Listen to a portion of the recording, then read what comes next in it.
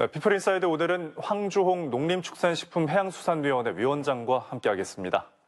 안녕하십니까? 네, 안녕하세요. 네, 지난 7월에 국회 농해수위 위원장에 취임하셨는데 네. 현재 호남 지역의 유일한 상임위원장으로서 또 책임감도 크실 것 같습니다. 네. 각오 한마디 해주시죠. 스스로 많은 의욕과 책임을 함께 느낍니다. 2년 임기 동안 힘겨워하신 우리 농어민들에게 실질적인 도움이 돼야 할 텐데, 힘이 되는 국회를 만들어야 할 텐데 하는 그런 의욕과 또 잘해야 할 텐데 하는 그 책임감을 동시에 느끼고 있습니다. 우선 농업 예산도 많이 늘려야 하고, 또 정부도 잘 견제해서 국민 혈세가 제대로 쓰일 수 있도록 하는 일, 이런 것들이 제가 해야 할 일입니다. 또 하나는 이번에 이제 국정감사에서 이게 잘 해야 할 일인데, 네. 여야 의원들끼리 싸우지 않도록, 국정감사를 정부를 우리가 감사하는 거 아니에요? 네. 그러니까 정부에 대해서도 엄중하게 감사를 하되, 또 그저 무조건 호통치는 이런 국회도 보여줘서는 안 되고, 특히 여야 의원들끼리 예를 들면 여당은 피감기관을 옹호하려 하고 야당은 무조건 공격하려 하는, 그래가지고 싸움이 붙는 이런 일이 없도록 하는 것도 제가 잘 해내야 할 일입니다. 네. 네. 국회 농해수위원회 소관의 법률안이 9월에만 7개가 발의가 됐는데요. 네. 이 위원회에서 다루고 있는 농축수산업 최대 현안 무엇입니까? 네. 지금 저희가 18개 국회가 상임위원회가 있는데, 우리 농해수위가 저희 스스로 칭찬 같습니다만 제일 활발하게 하고 있습니다. 네. 네. 이번에 국회 본회의 전체에 15개 법안이 제출되는데, 저희 농해수에서 제출된 게 7개입니다. 네. 그리고 또 이건 제 얘기입니다만 7개 중에서 6개가 제가 대표 발의한 네. 겁니다. 쌀 문제라든가 우리 수산 어가들 보호하는 문제, 그다음에 목재를 잘 활용하는 것들, 이런 여러 가지 것들 법안으로 지금 본회의에 제출되어 있습니다. 네. 정부가 내년 예산을 올해보다 9.7% 늘어난 470조 원으로 편성했습니다. 그 가운데 농수산업 예산 증가율은 어느 정도나 되나요? 네, 정말 큰일입니다. 그리고 한심한 일입니다. 내년 정부 예산은 거의 10%, 아까 말씀드린 9.7% 네. 늘어납니다. 네, 농업 예산은 1.02, 딱 1% 늘어납니다. 그것도 사실은 4.1%를 줄이겠다는 거였어요, 농업 예산을. 그런데 이제 야당에서도 국회에서 또 농민 단체들이 거칠게 항의를 했죠. 7월 이후로. 그랬더니 이제 겨우 이제 1%를 늘린 거예요. 그러니까 10% 늘어나는데 1% 늘린 거니까 사실은 가장 이제 적게 늘어난 건데, 그 예산 늘어난 것도 들여다보니까 불용과 2월이 불가능한, 사실상 사용이 어려운 그런 것들을, 그러니까 예산을 가지고서 어떤 의미에서는 눈 가리고 아웅하는 그 예산으로 점잖지 못한 예산 장난을 한 겁니다. 사실 농어민들을 속이는 그런 건데, 그래서 국회에서 이제 정당한 절차를 통해서 심사해서 증액을 시켜야 할 또 그런 책임도 저에게 지금 돌아와 있습니다. 네. 향후 5년간의 쌀 목표 가격 산정을 놓고 이 정부의 고민이 깊어지고 있는데요. 네. 이 문제 어떻게 보고 계십니까? 우선 이제 쌀 목표 가격 말씀을 드릴 때 제가 가끔 얘기합니다만, 지난 20년 동안에 공무원들 월급이 얼마나 오른지 아세요? 얼마나 올랐나요? 380% 올랐습니다. 네. 20년 동안. 20년 동안. 네. 공무원 월급이 380% 올랐습니다. 소비자 물가가 74% 올랐습니다. 네. 쌀은 26% 올랐습니다. 네. 대통령이 농민들 보고, 농민들은 공직자라고, 공무원이라고 얘기를 했습니다. 네. 쌀값은 여러분들이 받는 월급이라고 그랬습니다. 여러분들 공익을 위해서 봉사하는, 식량 주권과 식량 안보를 위해서 봉사하는 분들이기 때문에 여러분들 공무원들이고, 그리고 여러분이 받는 쌀값은 월급이다, 이렇게까지 얘기를 했습니다. 그리고 21만 원을 제시를 했었습니다. 네. 그런데 지금 아까 예산도 그렇게 홀대를 받고 있고, 예컨대 또 농림부 장관 같은 경우 지난 5개월 동안을 장관이 없었습니다. 대한민국 건국 이래로 어느 부처의 장관이 5개월씩이나 공석인 일은 처음 있는 일이었습니다. 네. 그만큼이나 정부 여당이 농업에 대한 관심을 보여주는 일입니다. 쌀 목표 가격은 이제 정부에서 이제 법에 따라서 이제 국회에 제출하게 되었습니다. 그러면 이제 국회에서 이제 논의를 할 텐데 아마 19만 원 선일 것 같아요. 지금은 현재 18만 8천 원입니다. 네. 예, 그리고 5년마다 산정하게 돼 있거든요.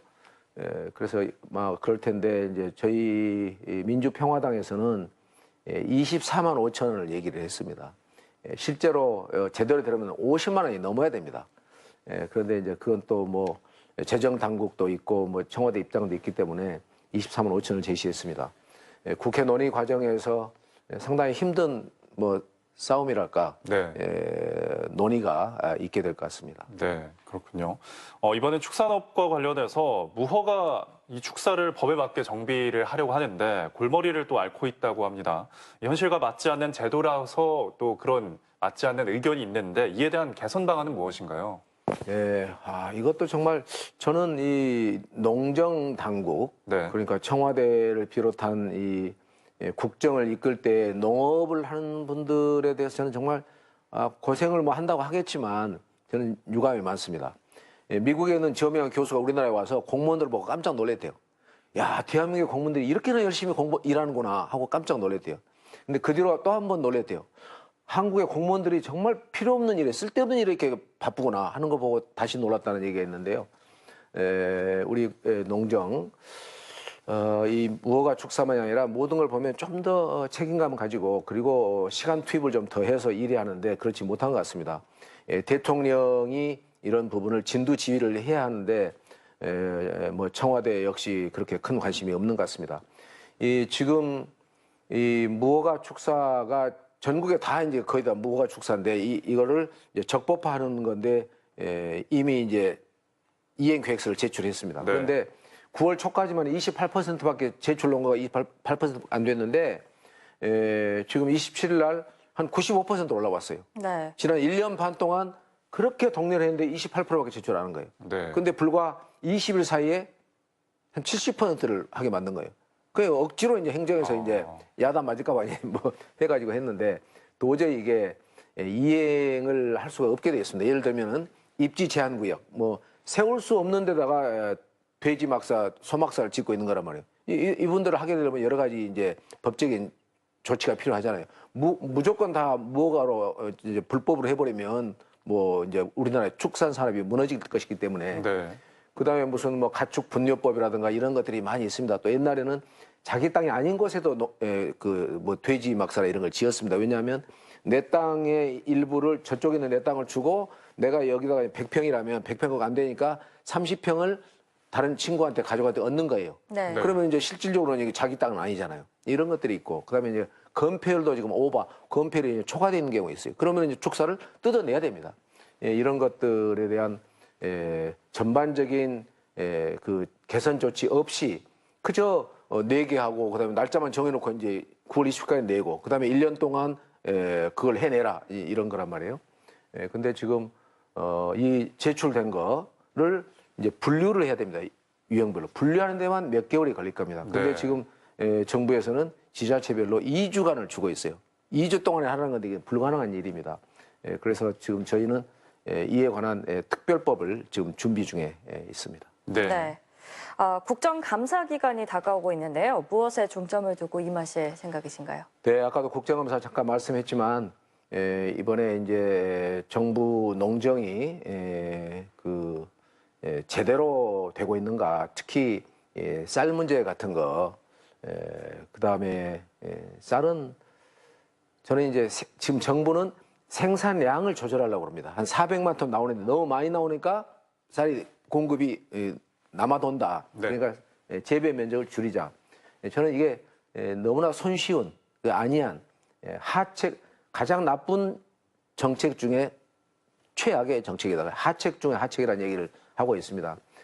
생산량을 줄일 것이 아니라 소비량을 늘려야 됩니다. 소비량은 뭐 물론 어떻게 국민들대로 더 억지로 먹게 할 수는 없지 않습니까? 그래 아침 식사를 직장에서 하게 한다든가 또는 가공을 한다든가 그 외에 국내 시장에서 우리가 이게 격리를 해야 됩니다. 격리란 무슨 말씀이냐면 수출을 많이 시켜야죠.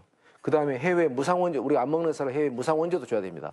그다음에 이제 북한으로 좀 보낸다든가 또는 또 이 축사 축산 농가들이 지금 가장 어려운 게 이제 사료값입니다. 네. 네. 이 사료를 묵은 쌀을 사료 섞어서 하는 것들 이런 대안들을 가지고서 해야 되는데 국감 얘기를 하고 있습니다만 이런 저런 것들을 국감에서 종합적으로 잘 다루겠습니다. 저는 항상 대한민국이 국민을 위한 나라여야 되는데 안타깝게도 공무원들을 위한 나라로 변질되는 것 이것을 우려하고 있습니다. 네. 국감에서 철저히 따지겠습니다. 예, 알겠습니다. 지금까지 국회 농해수위 황교안 위원장과 함께했습니다. 오늘 말씀 감사합니다. 네, 감사합니다. 고맙습니다.